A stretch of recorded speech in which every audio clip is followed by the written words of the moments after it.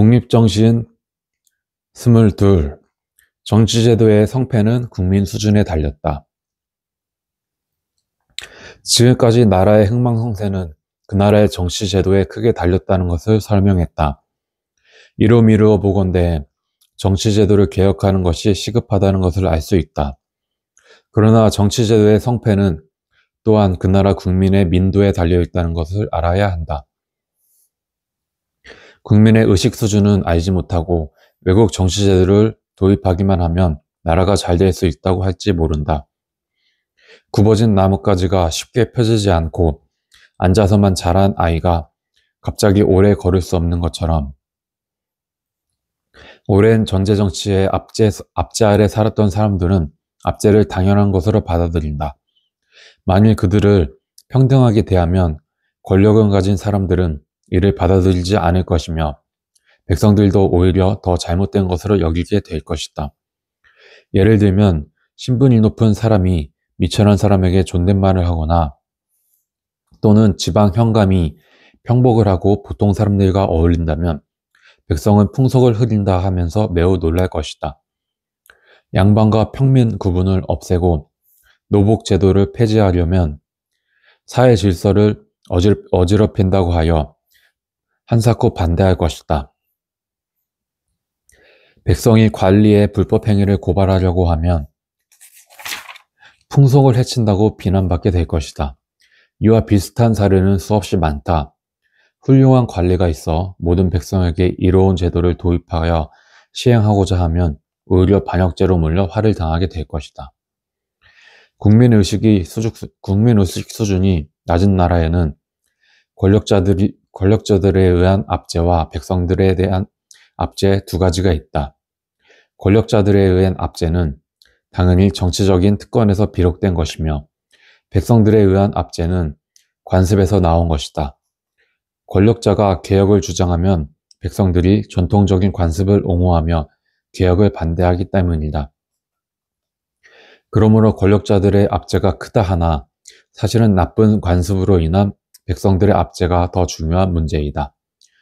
사람들의 낡은 관습에 억눌려 자유로운 생각을 하지 못하므로 권력자들은 이런 관습을 이용하여 압제를 하며 특권을 누리고 있는 것이다. 만약 보통 사람들이 관습의 굴레에서 벗어나 압제로부터 벗어나는 것이 정당하다는 생각을 하게 되면 더 이상 그들은 압제하지 못할 것이다. 수천 년 동안 지속적으로 악화된 나쁜 관습 때문에 사람들의 마음은 옴짝달싹 못하는 신세가 되고 말았다. 다른 나라 사람들이 수백 년 동안 연구하여 발전시킨 새로운 제도를 그들에게 갑자기 실시하면 어찌 충돌이 일어나지 않을 것이며 갖가지 어려움에 부딪히지 않겠는가.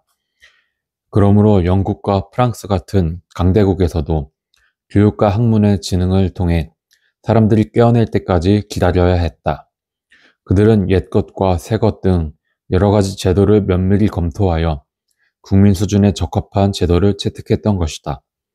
그들은 신분이 높은 사람들과 서민들 모두에게 큰 부담이 없는 제도를 채택함으로써 정치개혁이 순조롭게 진행될 수 있었다.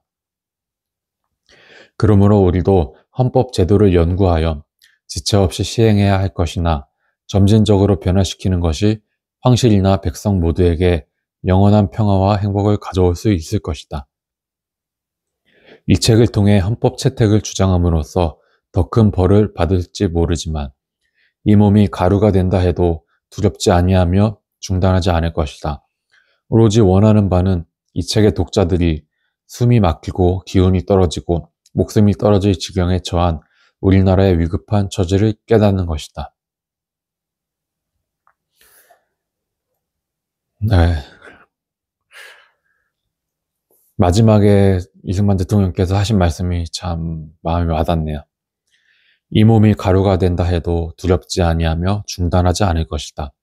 오로지 원하는 바는 이 책의 독자들이 숨이 막히고 기운이 떨어지고 목숨이 떨어질 지경에 처한 우리나라의 위급한 처지를 깨닫는 것이다.